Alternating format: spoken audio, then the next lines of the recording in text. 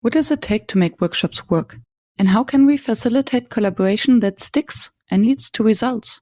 My name is Miriam Hatness, and with the Workshops Work podcast, I'm on the mission to find the magic ingredients that make workshops work. Today with me on the show is Gabrielle Santadonato, and we speak about how to workshop our life, because she knows how to do that, as she has initiated the Stanford Life Design Studio. So stay tuned.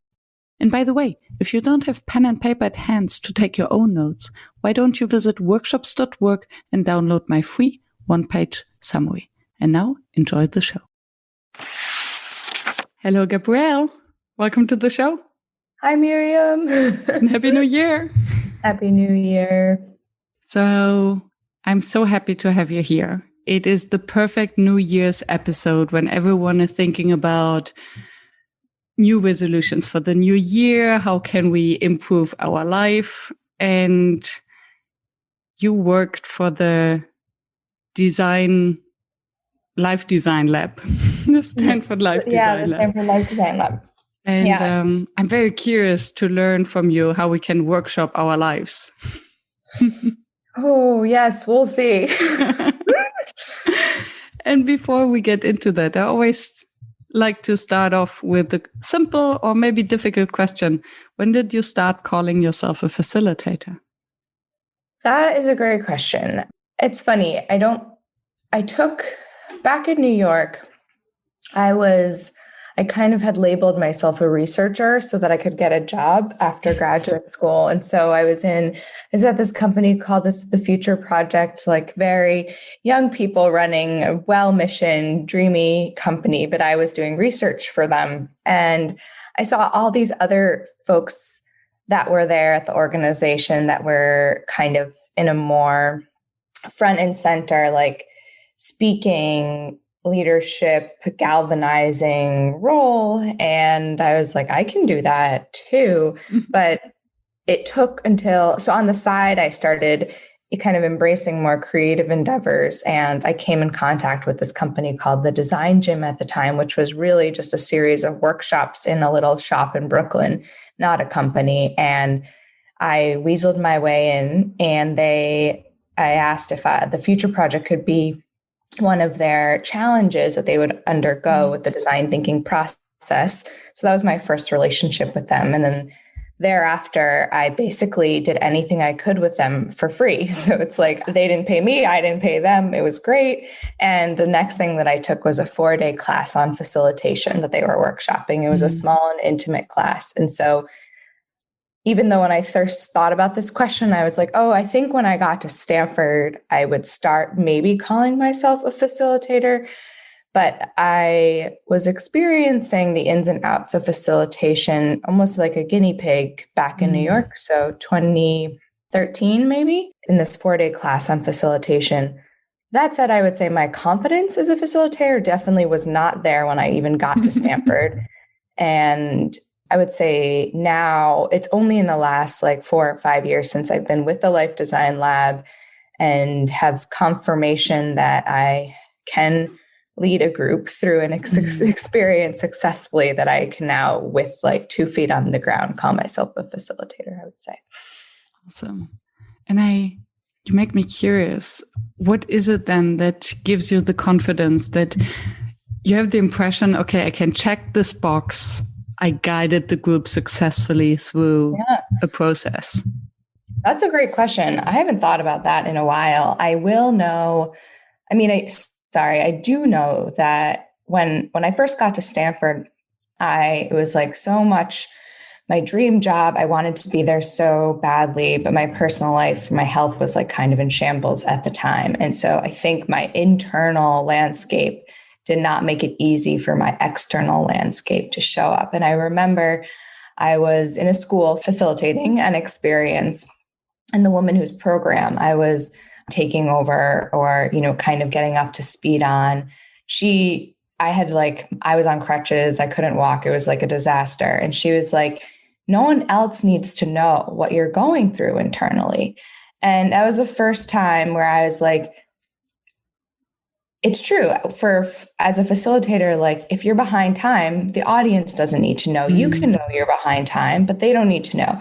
If you feel nauseous, like they don't need to know, you need to know, which is like kind of terrible now that I think about it. And I don't think I responded particularly well to that feedback back then, but it was definitely a moment where I was like, I struggle with putting my personal landscape behind and having a professional thing. And so I think that it's only in the recent years that I feel like there is a more coherent relationship between my story, my individualism, my weird sense of humor, my goofiness when I slip up, all those things that you have to bring to be a human facilitator without letting the internal landscape take over the external goal of leading people through a successful experience for them. And so I think that when I first got to Stanford, it was really janky. The personal relationships were janky. My experience was janky. And it's only in coming into the Life Design Lab, taking a posture of learner, I think, for the first 2 years and really letting the content soak in, because I think you need to know the content cold before you can put your own spin on it.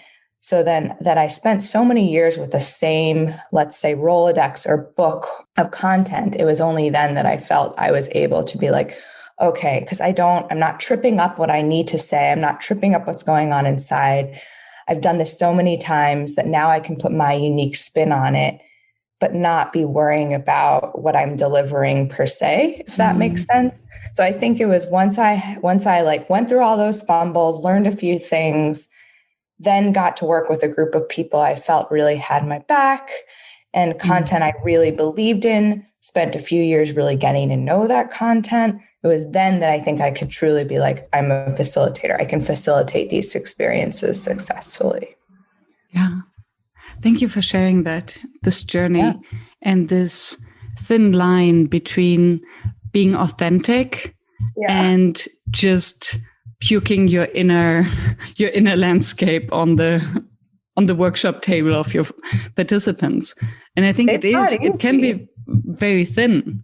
I think you're right. It's a totally thin line. I say that, and I don't think I'm there because, I mean, we're all humans, right? And I think there are certain humans whose job is to guide other humans through experiences. And we are one of those humans, maybe not as well. Anyway, we're facilitating is definitely one of those things. And I think about that particularly in terms of 2020. It's like, or what the world has been through, like how much do you let your personal experience of that seep into how you are guiding whatever the goal or the content is at hand? How might you still acknowledge and address what's going on globally, in community, locally, personally, and acknowledge and accept while still being true to and honoring the content that people are coming to you for, what your job is to do, basically.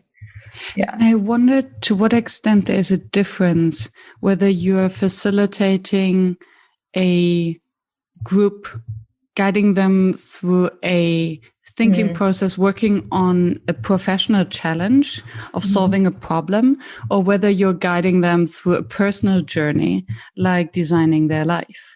Do you think that as a facilitator, there is a difference of how much of your own personality and your inner landscape you can actually show? Yes, maybe. I don't know. It's funny because I'm only, 4 months into this new role at Airbnb. And so I have yet to be like a lead facilitator on something I've ridden along through our entire management development training program, which is, super interesting, fascinating. There's plenty of overlap with, I wouldn't say with Stanford content per se that I've been familiar with teaching, but there is overlap in terms of the backbone of a lot of what we're guiding folks through. The underpinning of it is in positive psychology, is in developmental psychology, organizational psychology, neuroscience, all of that. That really fed a lot, that along with design thinking, a designerly approach and a designerly mindset fed the life design stuff. And then this with like management, career growth feeds the stuff or the work at Airbnb. So it's like maybe the container or the framework that's holding it together is slightly different, but the underpinning from the fields of psychology, I would say, are similar. I got lost. What did you ask me? Whether you can expose more of your inner landscape in a workshop that is focused on life design versus when you're facilitating a workshop for managers, as you do with Airbnb? Right. So I think what I was getting at with that is because we're still rooted in concepts like, for example, how to give feedback, decision making, how you coach someone are concepts in both of those fields, let's say.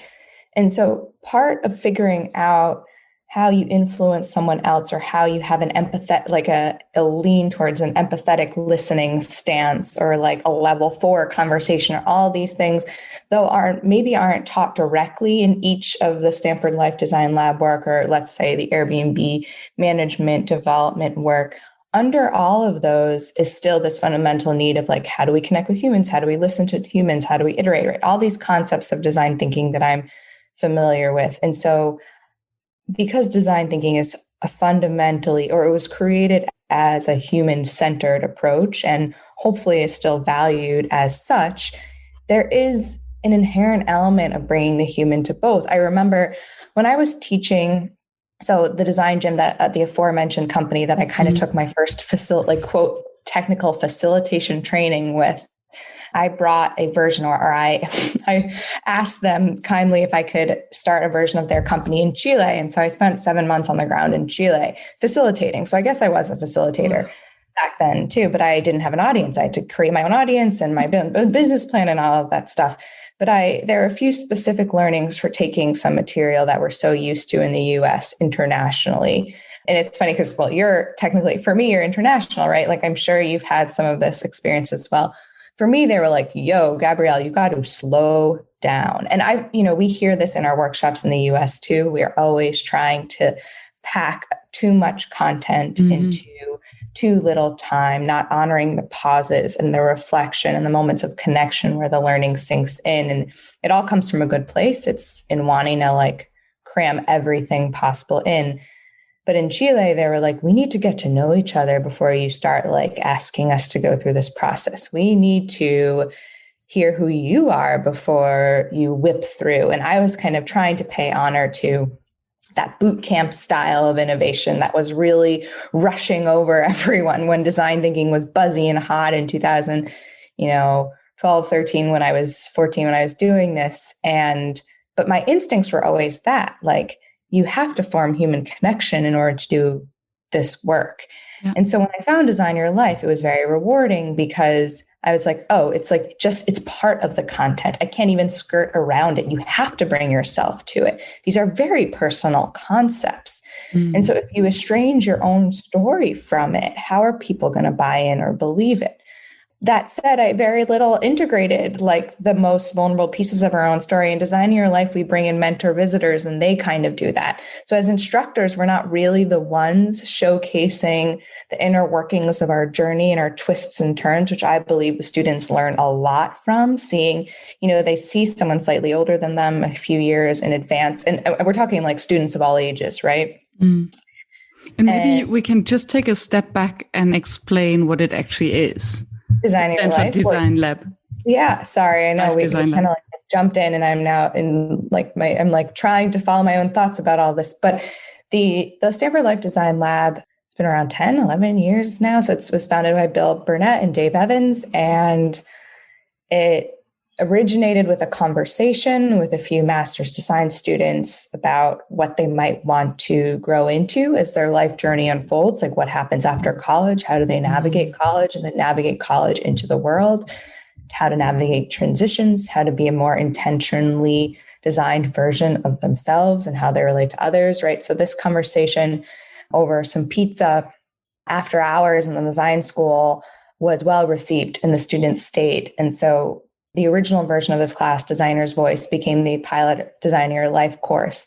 And I just left a lab, but our lab, the Stanford Life Design Lab, teaches a few versions of this course. So there's Design Your Life for juniors and seniors, Designing Your Stanford for freshman and sophomore, Designing the Professionals for graduate students, and their workshops and experiences throughout campus that support staff, students.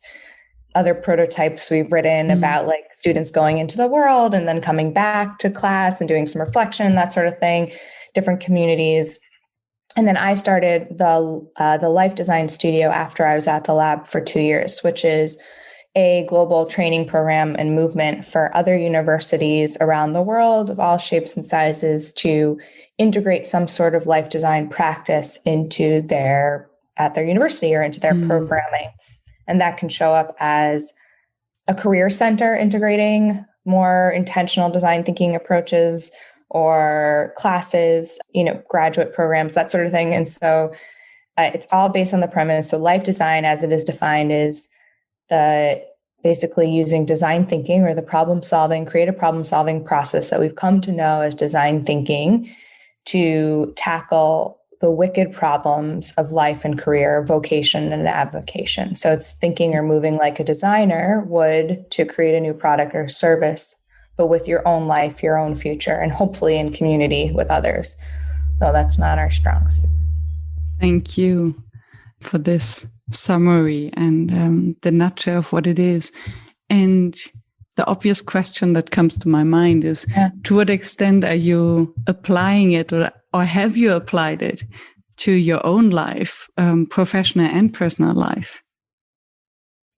It is a great question. I just spent some time writing. I've always loved to write. And for me, I never know if writing was going to be a career, but I just put out my first piece on Medium.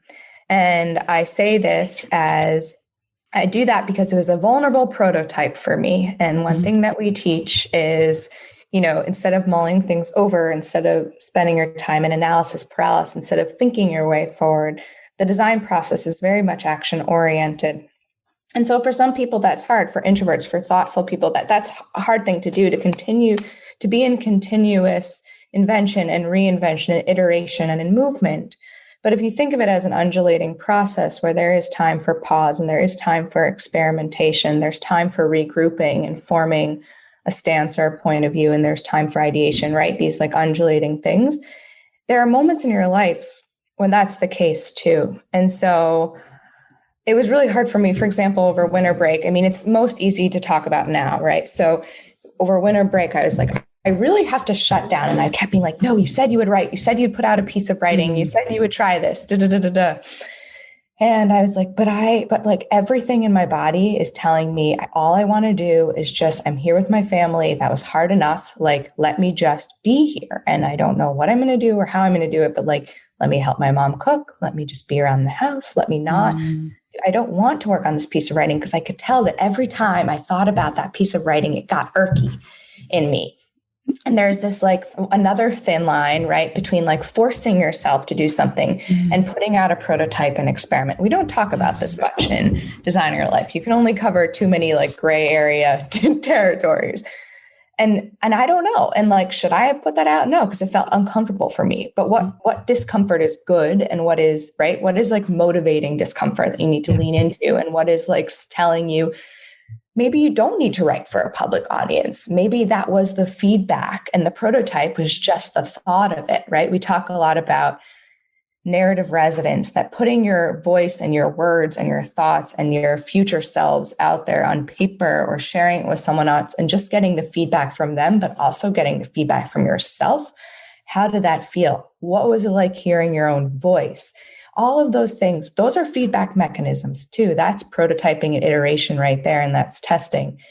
And so I guess I share that example to your question saying, I think I just recently did, and I'm still feeling, even though I put that piece out maybe 4 or 5 days ago, I'm still feeling uncomfortable about it. And how do you then know whether it's the moment to just jump and to really push you a little bit further, although it feels incredibly uncomfortable, or whether asking the friend about the prototype is just enough? I don't know. And I think that the best way to answer that is on an individual case-by-case basis and trying both ways. What I told myself is, it's Medium. No one follows me on like, I don't have a big audience on Medium. I could post it, not tell anyone, and take it down 5 days later, right? Like that's a prototype. I could post it, and this is what I did. Share it to Instagram, see how I feel about that, take it down 5 days later if I didn't really like it. I could post it and email everyone I know and say, now I'm going to be a writer. And I did not do that. That felt like too much, right? You can kind of litmus test your way to how big of a bang do you want to make? And when we truly talk about prototyping in its authentic version, these are small, bite-sized, right? Low risk, low cost things. And so that would have been, if I think about it now somewhat intellectually, like that would have been a lot of resources to go like that number 3 all in. So I did a quick and easy and dirty version, and it's still up there. And maybe I will take it down 5 days from now, but I got enough positive feedback from people that I felt okay. So I think that's really individual, what everyone's zone of proximal development, or, there are all these, like our flow channel or zone of proximal development. There are these very teetery lines, right? There's like anxiety and boredom, or, they're always teetering between two sort of more extreme emotions. And only we can test what those boundaries are when we try or put something out into the world, which is a vulnerable thing to do, period, I think. And I like your approach, or how you explain that we can just take small steps outside this comfort zone and convince ourselves or grow this muscle. I remember very well the very first blog post I put out there. I couldn't sleep for 2 days after, and I thought the entire world was laughing at me, until I realized that if it's bad, nobody knows, because the algorithm just makes sure that nobody reads a very bad piece of work, right? I know. And on top of that, usually people don't leave comments that, oh, this article is really bad and it's actually not interesting and boring. Nobody would do that. So it's actually a nice filter bubble that we're exposed to, that we can grow our little confidence in and grow the muscle of exposing ourselves. Right. The form function takes care of that in a way, is what I'm hearing from you. Yes, absolutely. Yeah.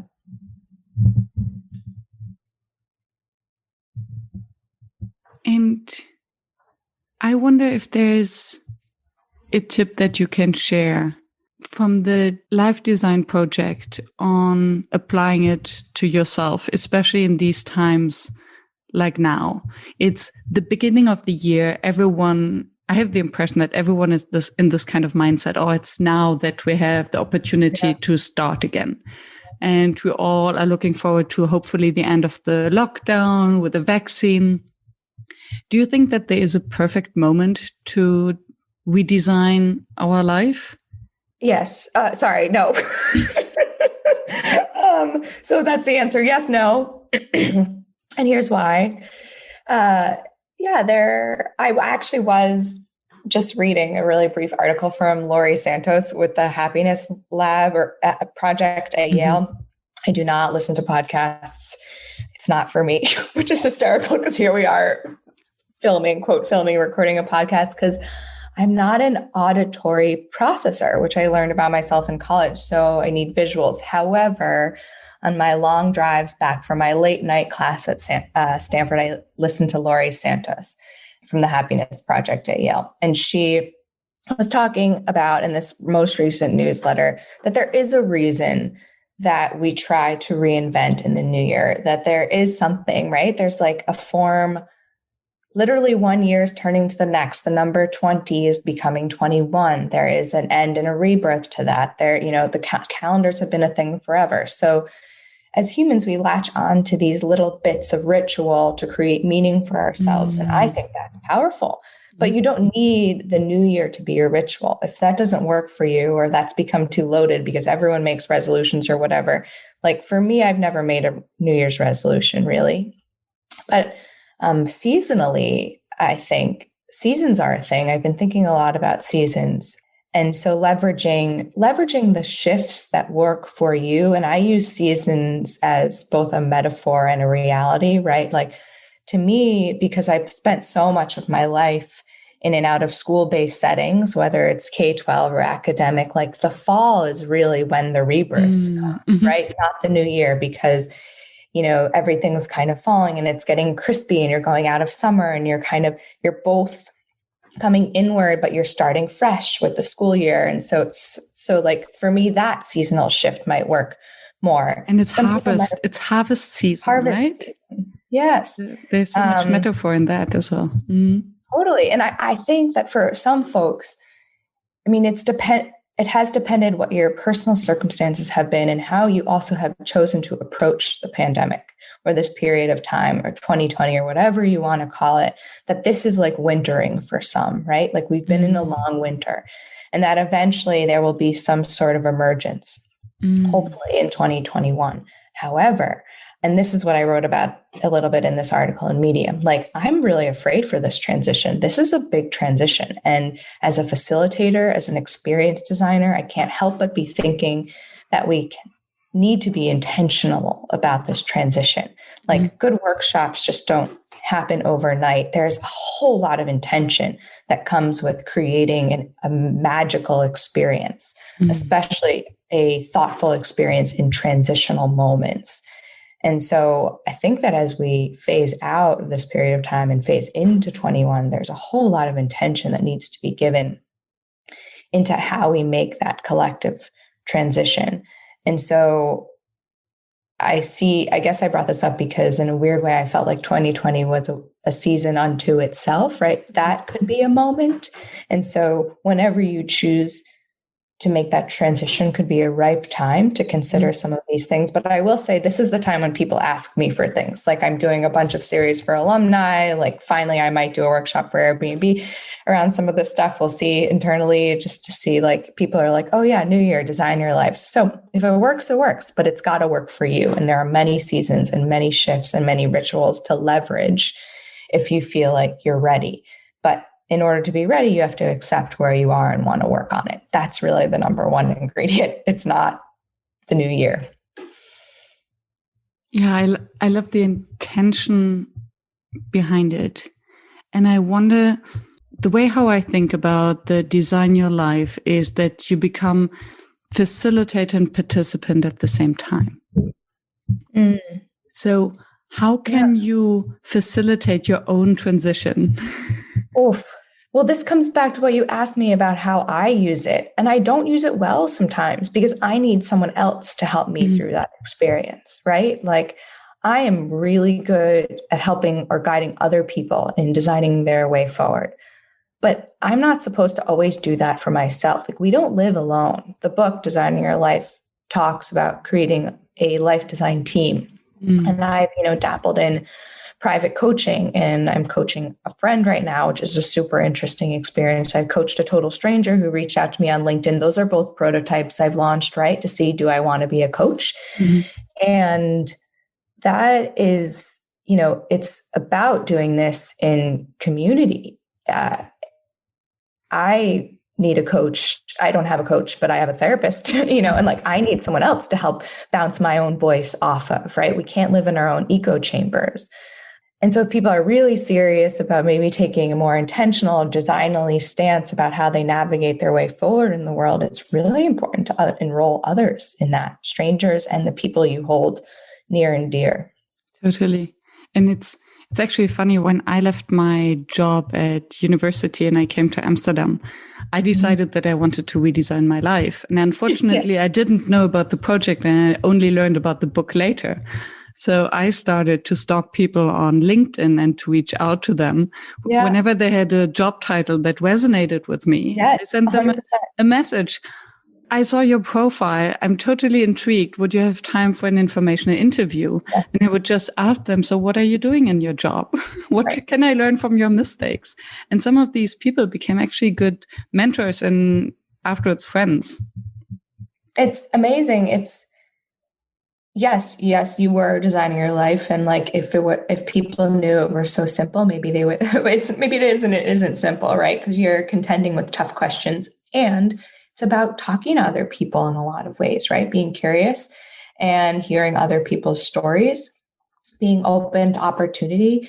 We talk about navigating the world with your peripheral vision open. So even though you might have a goal or you might not have a goal at the end of the tunnel, it's not to get completely distracted, but it's to have awareness for what might spark your curiosity or ping some surprise and tension into you, and to notice that and to maybe have a conversation with that as you navigate forward on your journey.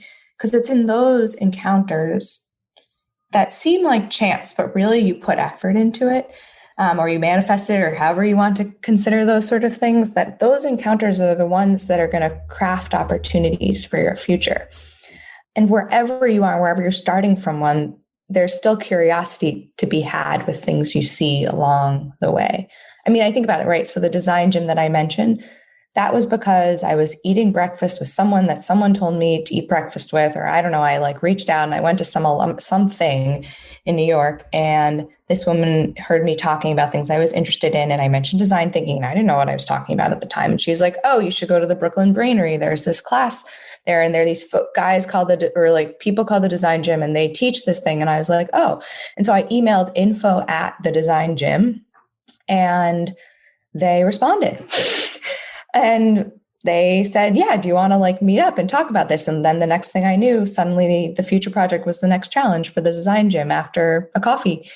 And I know that emailing all info ats, I mean, that worked for me in the future too. I emailed info at the future project and I got a job from them. And maybe that was before robots were answering info at emails. I don't know, but like still, right? It's like I had a curiosity, I followed it, I navigated towards it, and eventually it led me to someone who I met in person or virtually, whatever. And that person eventually had me in mind for an opportunity. And that's, it is privilege too, right? Like there's a network we are born into, but sometimes it's the most creative asks that anyone can make. Hi, this is Andrew. I'm a facilitator and head of customer success at Session Lab, the dynamic workshop planner tool. More than 30,000 facilitators, trainers, and coaches use our workshop planner tool and save time and effort in the design process. So, how do they do it? Our drag-and-drop agenda builder makes it easy to transform your ideas into high-quality workshops, and the timing of your agenda automatically updates when you make changes.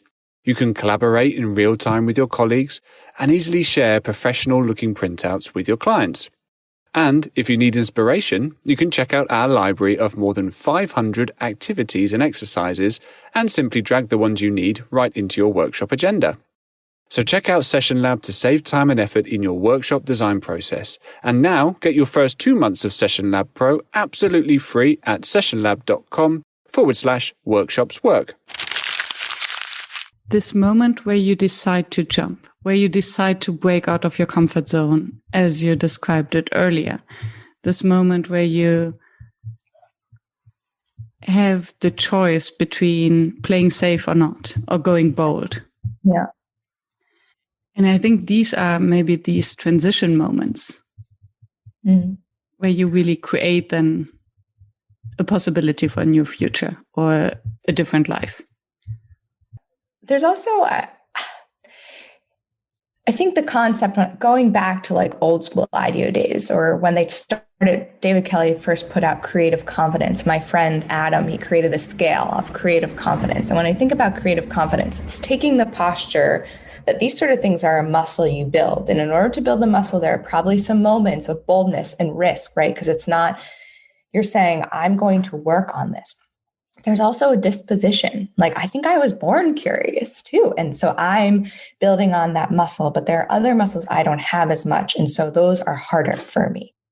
And so I don't know exactly where I'm going with this, except to say that another thing we lean on are strengths. And I think that you have to also balance taking care of yourself in this. What we talked about, right? The thin line between these bold actions or like prototypes and like, are you too scared, whatever. You're getting feedback from yourself all the time. It's about tuning in and listening to it, and you're getting feedback from the world. And so, it is important to spend time leaning into the things you already know are working for you, your strengths, your dispositions, right? We actually have students take the strengths quest through Gallup just because it's nice, you put some data and just like some words behind something you can lean into. So if you're feeling depleted, it's not time to take a huge, bold risk, right? Even if it is the new year or it is a seasonal shift or you're in between jobs, like you were saying, that's another time maybe. But if you're feeling run down and depleted, this might be a time to just lean into the things you know you like and are good at. And there might be another time in which you have built up the resilience and the strength and the courage, and you're in more of a posture to build your creative confidence, if you want to call it that, to build your risk tolerance, to jump more into a zone of development. I don't know. I'm thinking out loud right now, right? Yes, and it makes total sense. And I relates in, at least in how I see it or what I hear, to what you shared earlier about your experience in Chile, when you realized that we are always rushing into something, although sometimes it's first important to build this empathy, to pause, to reflect.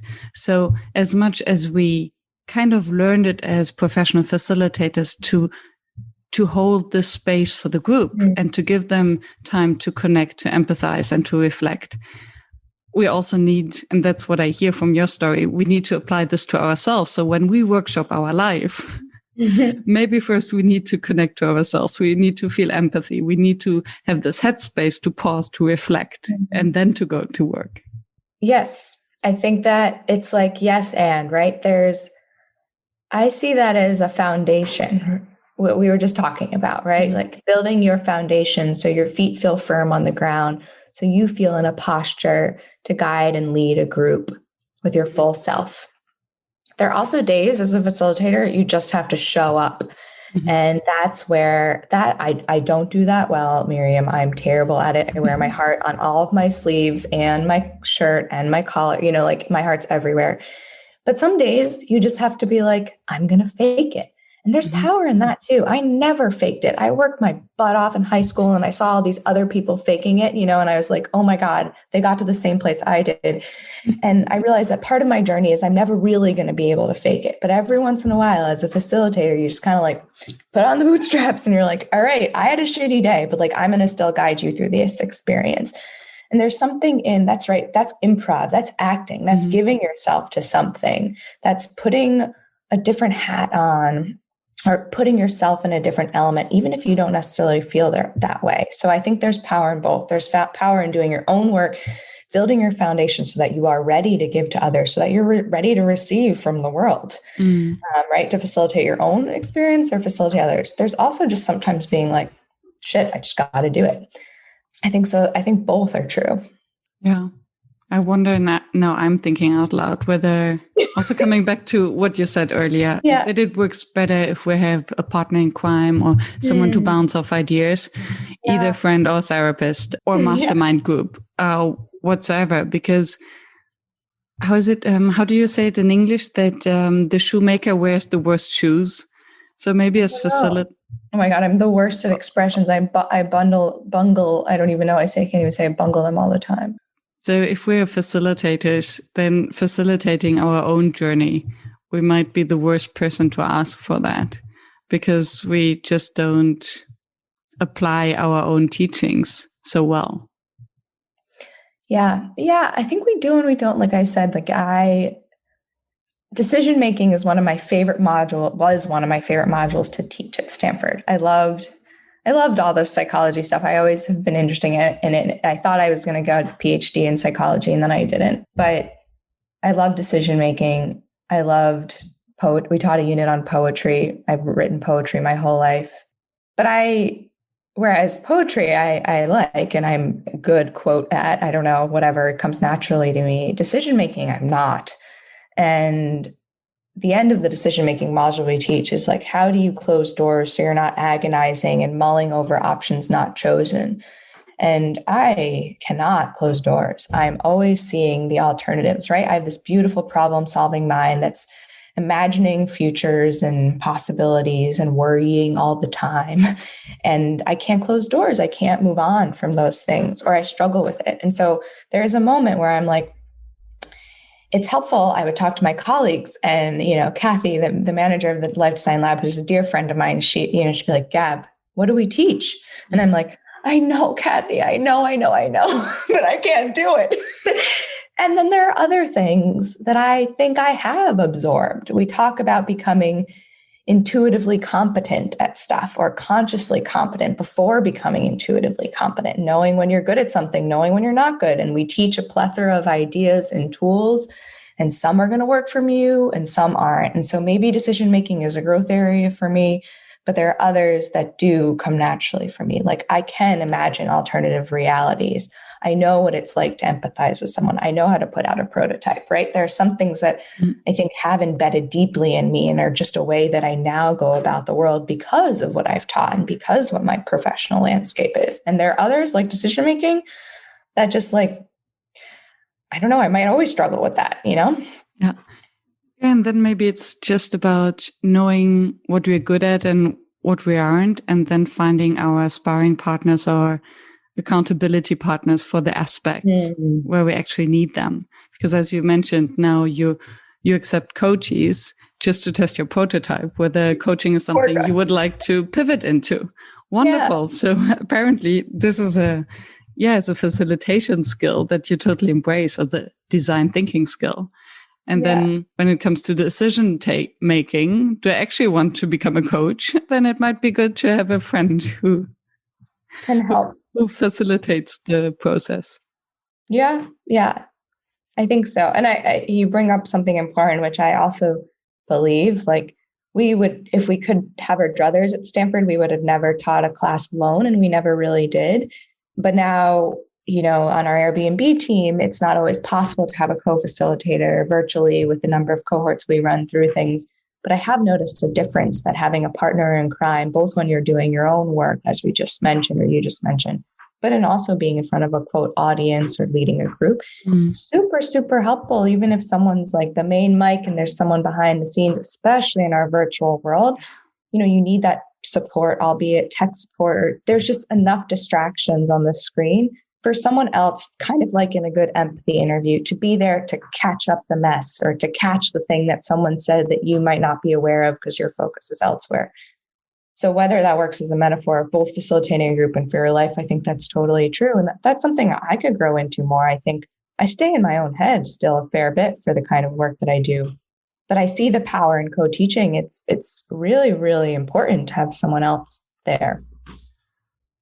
And I like the turn to follow your turn to the professional world. And the co-facilitating, because when I think of a manager, and until today, it's one of the things that strikes me most, that many managers have the impression that they need to facilitate their own meetings instead of rotating and letting another team member facilitate it. Totally. And then at least they can listen and they can focus on the content. So what is your experience with co-facilitating or co-hosting meetings for managers? How can you make this concept more attractive to them? Well, there's a lot there.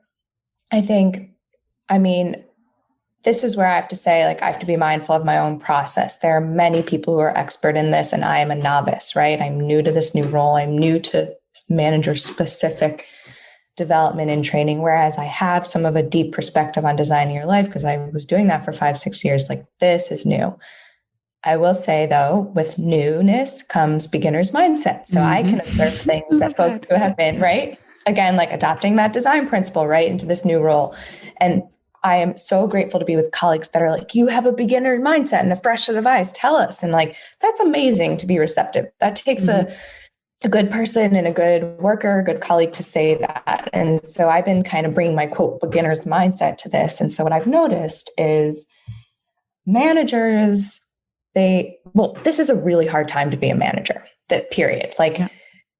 Managers have their own stuff, right? We talk about the lines between personal and professional, given whatever situation they're in, kids at home, not kids at home, et cetera, et cetera, et cetera. They have their own personal work up to their elbows. And their people are going through such a plethora of different experiences, or have through the past year. And that they bring that to work, whether it's verbalized or not, right? We talked about internalizing our process. This is a weird year for that because some people are going to share, some people aren't, but everyone's going through something. Mm-hmm. And as a manager, you have some role in part in holding space for those people, but also in ensuring work gets done. It's so interesting. we brought on a partner. Oh my God.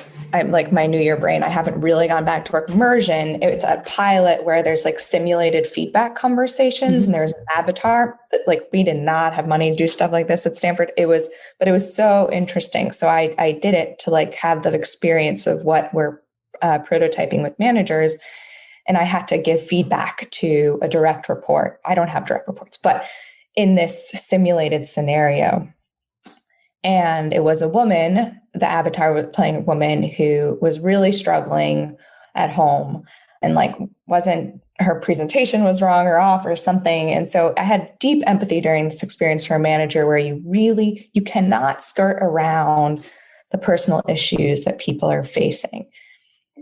You also can't do it all. So coming back to what you said, there's then this weight managers are feeling on their shoulders to both get the work done, support their people, lead the they're taking on all these things. And if you put that all in one pot, you'd be like, no one can hold everything in this one pot.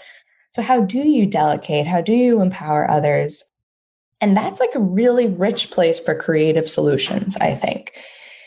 We were talking to some people are managing international teams, right? So time zones are really big issues. And together in one of the sessions, we're all like, what if there was a ritual of handoff where on Slack or some other connective medium that's already working for you, you literally high-fived across borders and passed the project as one person's going to sleep and the next person's off. Like that's a quick example without any good context of like, how might you create some of these things?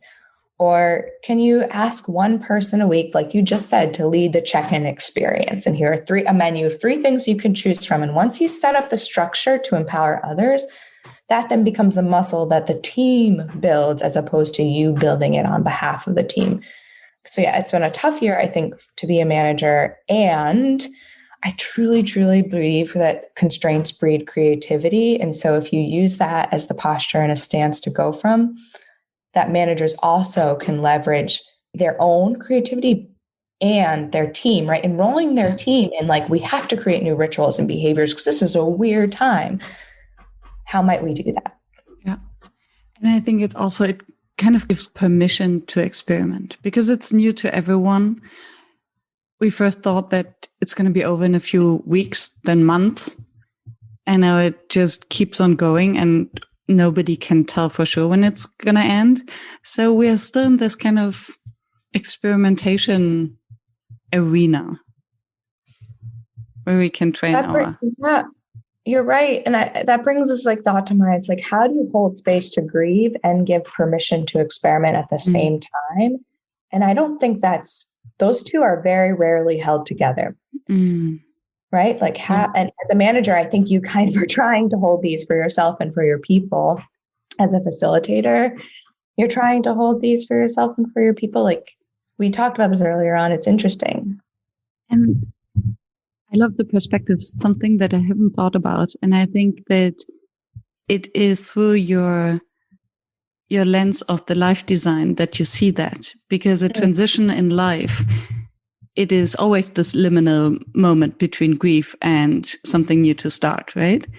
So what have you learned from the life design process or your time that you apply now in your new role, or that you could even advise to these managers? This is a good question. Well, there's an important tool in life design and it's reframing. And so maybe I'll start there. To answer your question, reframing is incredibly powerful.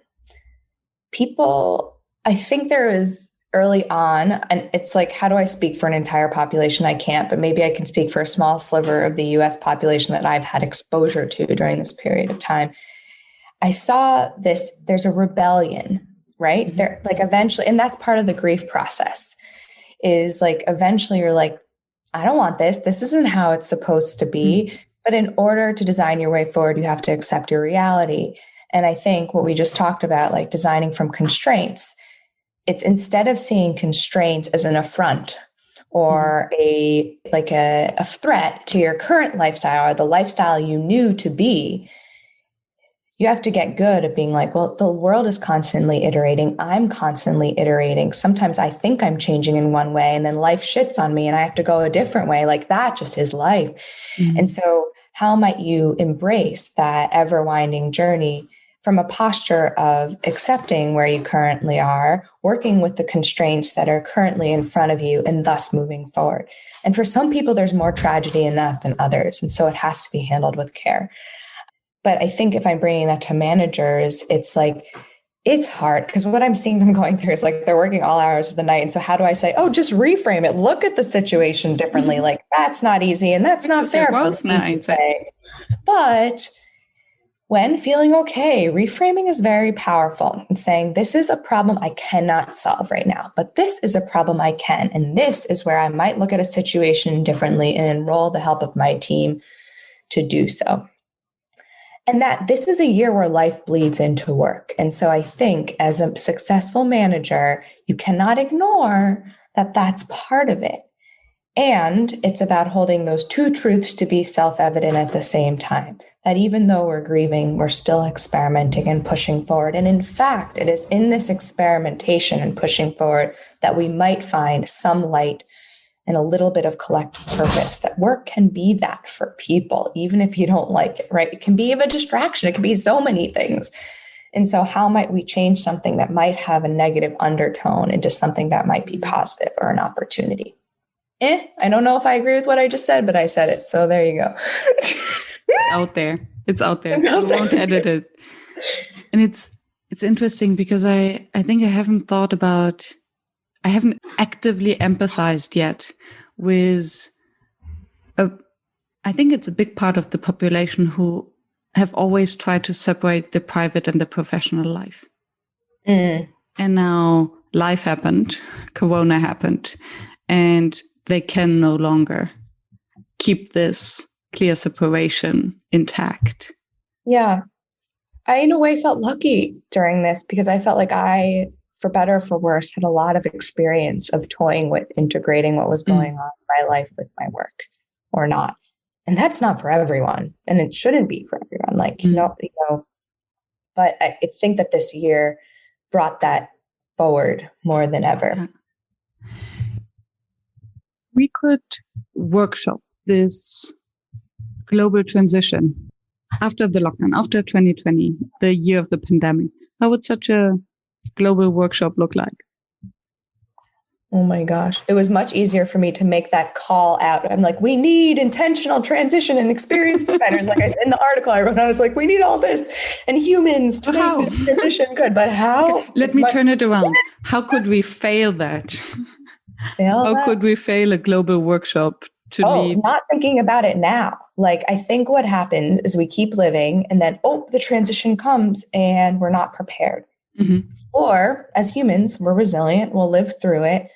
But there's like maybe a way to live through it that might promote more resilience and connectivity and growth. And there's a way that might leave people regretful or harmed, right? And so I think that, if I had my way, there would be a think tank, right? There would be a post-pandemic union of people of all shapes and colors and backgrounds and disciplines, and really great facilitators would be at the helm of guiding and leveraging all that collective wisdom to design a new reality. I mean, how amazing would that be? Maybe that exists somewhere and I just don't know it exists. But like when I wrote that, that's kind of what I'm scheming and dreaming of at its highest, right? Like that there is a communion of folks actually intentionally working on this. And maybe the output of that is a workshop, but a workshop is a pinpoint in time. Like this needs way more than a workshop. This is like a transition plan and a new way of living. I don't know if that makes you think of anything, but I think like what I've learned from this virtual landscape is that we can connect globally more easily. Like I was able to facilitate an experience for the UN during 2020. And I would have never been able to do that if we were not in the pandemic. And there were people from like Mozambique and Zambia and the Netherlands, all on the call together, designing green skills for a sustainable future. And I had these moments and I was like, wow, this is amazing. And And then there's Slack. And I rebelled against Slack for so long. There are ways to continue virtual communities because we started with a virtual community that are working, interestingly, more for sustainable change than maybe if we just had these in-person workshops than we were used to running.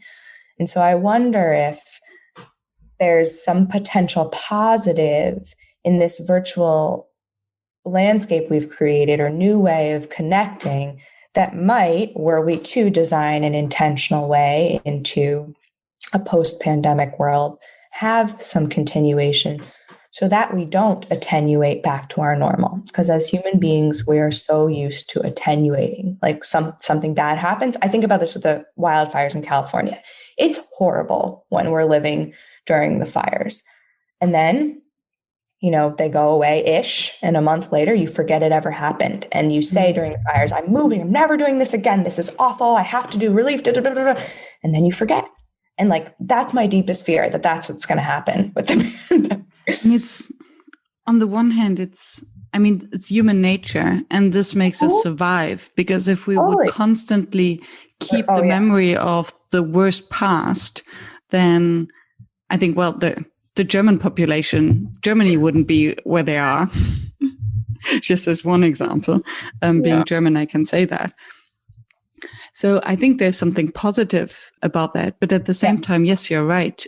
How can we actually use today's tools and the skills and methods we have in order to use this asynchronous work or sense making of situations on knowledge management, however you want to call it, to learn from it collectively. Yeah. And the designer in me, as you're talking, and then we have to practice it. It's almost like we have to role play into this new version before it happens, because we don't know. It's an unknown. So all we can do is launch little experiments and see how it goes. Yeah. Be intentional, as you said, about the transition, because we know that it will happen. We don't know in which form and shape it will happen, or when it will happen, but there will be a transition. And then the question is, how do we want to face it? And what's the mindset we want to have to face it? It's like a big project to manage when you think about it. I'm there could be Gantt charts, and there could be people owning different projects. Who's going to take the learning from the education space and then put that down to policymakers and enroll an army of supporters on the ground to prototype? This is the biggest event to manage. I see it as. It would be nice to bring some creativity and some design thinking and prototyping mindset to that. I would hope so. Yeah. There's one question I always ask, and I don't like to ask it as a final question, so we'll have something to come after. But okay, from your experience, what makes a workshop fail? I think what makes a workshop fail? If it's a one and done, I think a workshop fails when people have a high and then leave, or a low, hopefully not a low.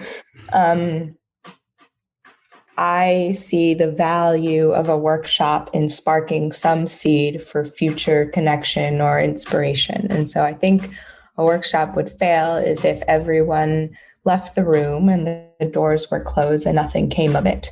I think that's hard to do because inevitably you'll meet someone or you'll try something, and whether that resonates the next day or 3 years later, the hope is that it plants a little seed in your body or your brain that might promote a change of mindset or an action or a connection that leads to something in the future. So I think a workshop fails if there's no trickle effect from it, no proliferation, that, you blew the dandelion and the seed didn't catch somewhere else. And I can totally relate to that. If there's no transformation in any form or new thought, what is your favorite way to trigger that? That maybe something that you learned in Stanford and that you're now applying to Airbnb?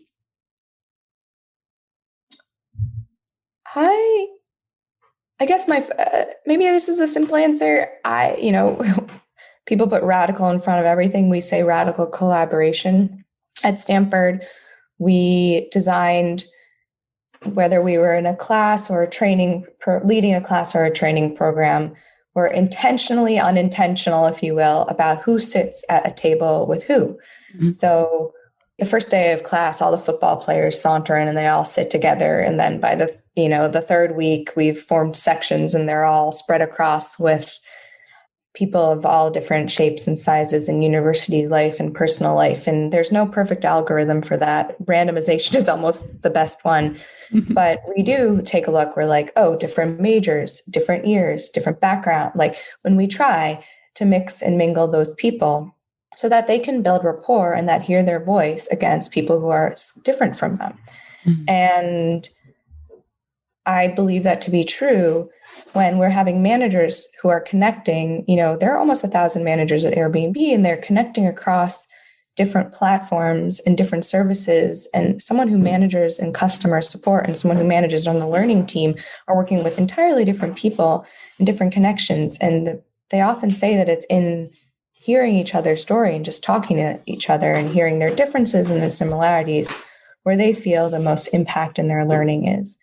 So I think it's in that radical collaboration. It's in working with people who might have a different story than you. Love it. And I think at least this is something where the virtual work actually is beneficial because it's so much easier to randomly put people together that would have never sat next to each other. So even if you have 2,000 people in a room. Right. Well, we don't allow people to randomly sit next to each other when we do it in person. When we do the university training, we have this little university in Ohio I've never heard of in my life. And then this mountain school and then you have this community college from the Yukon and Harvard at a table. And then there are these beautiful connections that are sparked and friendships that are made. And I think that's when the seeds are planted for the future. So, but yeah, I think breakout rooms are great. The issue with breakout rooms is as a facilitator, you can't get a pulse on what's going on in the whole space. And I believe that there's yet to be a technology to allow for the intimacy of conversation in a breakout room with still the wherewithal and the kind of the collective energy of the entirety of the space. And I wonder whether these are mutually exclusive, because I think the parts of the intimacy of a breakout room comes from the fact that nobody can listen and feel what's going on in there. And that's the magic. And You're right. I think that's how I feel. And I hear it from many other facilitators, this letting go of controlling. And we need to know how the room feels and what the energy is. And we need to know so that we can control it and we can counterbalance and we can think ahead and we can facilitate and hold space. And what if we don't? What if we don't need to know all of that? Because it will happen. As it happens. Yeah. It's interesting because I think I don't know that I necessarily miss that as much as I miss hearing a little thing that then I integrate into a lesson moving forward. And then that's powerful, I think, for the group to be like, I heard this. So for me, it's more about having a coherent and collective narrative. That's not just what I think I'm saying from the front of the room, but that is what I'm hearing from other people. So the number one thing that I miss in the virtual environment, I think, is being able to pick up on a little nugget of what was hopefully a personal and meaningful conversation in a quote breakout and integrate that into the fabric of the overall learning for the group, I think. Beautifully put. Oh, thank you so much. It took until the very end for me to say something somewhat eloquent. This was not my intention. This was not what I meant. I do. I feel like a foggy brain. It's true at the beginning there. Wait. The audience will judge. Yeah. That sounds scary. Talking about the audience, imagine someone fell asleep after minute 1, just woke up and think, what's the story about this foggy brain and breakout groups? What would you like this person to take away from our conversation if they don't have time to listen to the hour again? Well, God bless them if they listen to the whole hour. Oh man, what would they take away? There are a few things coming to mind from our conversation. And again, like I said, I struggle with auditory processing. So visually piecing these together is very hard right now. One, I think, is given this is about workshops and facilitation, that to hold the two truths of like showing up as a facilitator takes doing your own work so that you are calm, confident, coherent in what you're saying. And that sometimes you have to fake it until you make it. It's part of the job. It's improvisation. And can you play with both of those roles? Can you play with feeling a strong foundation, knowing your content cold and coming in seamlessly and flowing and whatever, and some days not? That's one thing I think. Another thing is the new year to me, we talked about times where you might design your life and of course, resolution, blah, blah, blah. And it's the new year and it's 2021 and it holds more meaning because of the meaning that 2020 held. Is, I don't think putting pressure on yourself to design your way forward now as opposed to other times is necessary. However, if the seasonal shift that is 2020 to 2021, that is an old year to a new year, works for you as an energizer, by all means, go with it. And there are other times and other seasonal shifts, whether they are governed by the universe or by your own internal clock, that you might leverage to design your way forward. And I think the third thing is that it's like a super muddy personal landscape between what you bring as a facilitator to your work and what you leave behind as a manager, what you bring to your work and what you leave behind.